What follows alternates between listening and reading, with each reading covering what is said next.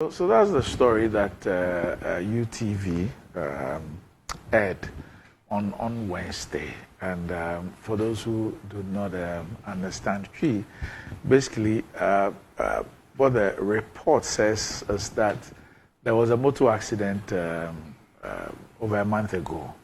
And the victims in the accident were sent to the hospital, the trauma and specialist hospital at Winneba. And according to the report, all the persons involved in the accident, with the exception of this elderly woman, have had their relatives come and taken them away after treatment. She has not had any relative come over. And after the treatment, they also suspect that she may have had some psychiatric problems or something. And so she keeps shouting and, in their opinion, disturbing the other patients and all that. And that she had indicated that she was from Ojobi earlier. So they tried to get her relatives from Ojobi. They didn't get anybody. And because they believe she had become a nuisance to other patients, she was dropped off at that place, which is in the Ojobi town.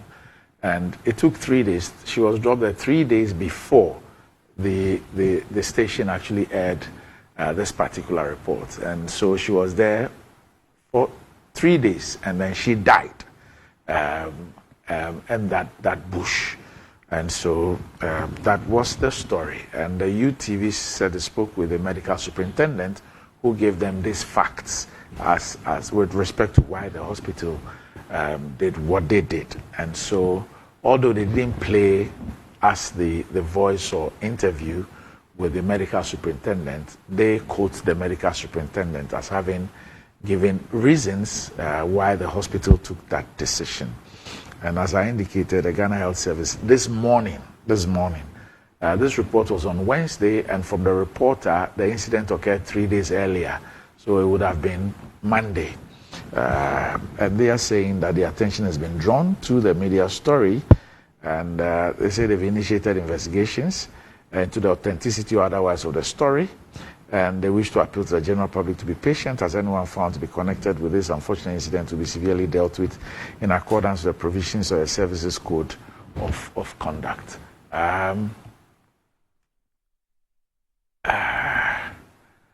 Sammy, I don't know what this says about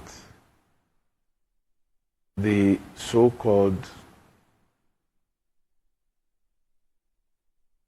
God-fearing country and all that, but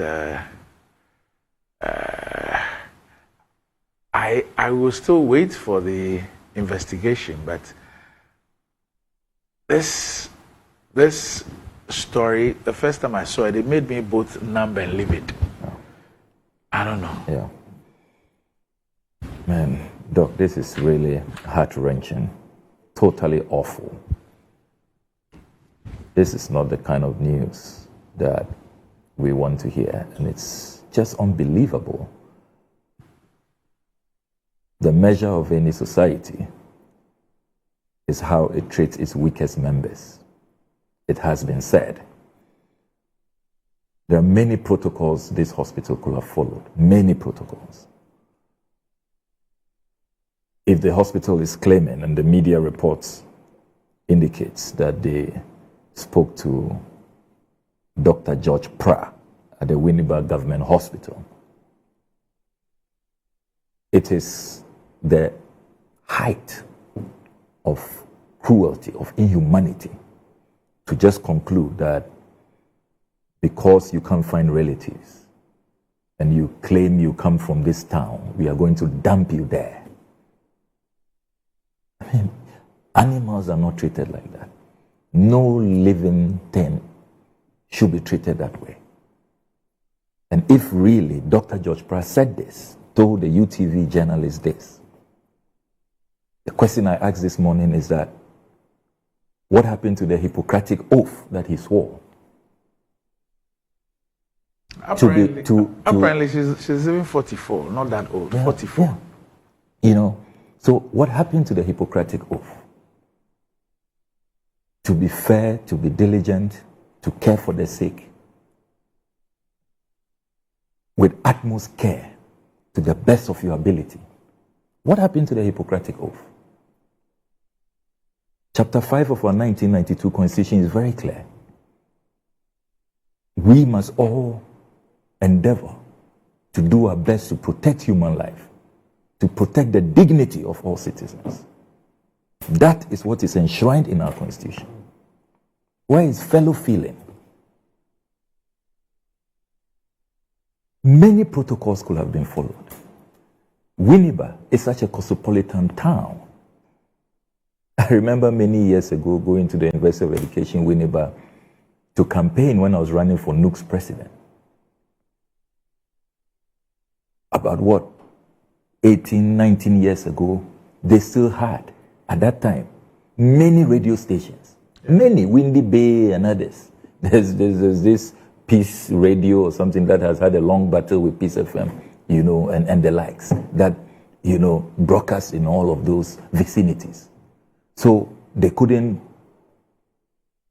put out announcements through the media. They couldn't cause a publication in the newspapers that this lady is in distress. And it can happen to any of us. It can happen to our mothers, our sisters. It can happen to any of us, any relative. Because an accident, nobody knows where she was coming from, where she was traveling to. These accidents can happen anywhere, in no man's land, where you are a total stranger.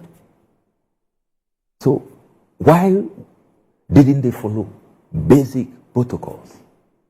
Put out an announcement in the media, and you will see how many people will show up, from relatives to friends to colleagues, church members, By all means, somebody will show up. And even if you think that she has developed a psychological situation or condition, is that not the more reason why you must even increase your care? Which is even possible with an accident. Yes, very possible. The trauma. The trauma. The trauma. So, it is the more reason why you should give her more protection, more care, and look out for her. Ghana has functioning mental health facilities. If perhaps you don't have the expertise at Winneba Government Hospital, there are mental health facilities all over this country. But this is even serious, because if this is supposed to be a trauma and specialist hospital for accidents. For accidents. And maybe a person has some mental disorder as a result of a trauma associated with an accident, and this is how the person is treated. Yeah. I mean, it raises a lot of issues. A lot of issues. And look, before the Ghana Health Service statement, I was expecting that following this publication by UTV, this broadcast, the board of the Winneba Government Hospital ought to have made a statement on this. The board and management should be telling us what they have done about this. And Doc, let me assure you that I'm going to speak to our colleagues on the health committee. I know Dr. Free, you, the chairman, and Honorable Akando are very progressive and proactive members of the House. We'll speak to them and make sure that the House summons these people. I know the Speaker of Parliament will be livid this morning, with this coming to his attention. I mean, this is a national disgrace, national embarrassment. We must all be outraged about this. It's totally unacceptable. The Ghana Health Service, you were saying earlier on that you're surprised that a statement had not been issued long ago, and I agree with you. They say better late than never. But it's, you see, this country, leadership ought to be proactive. This is such a grave matter that you don't just issue a statement and say you are going to investigate.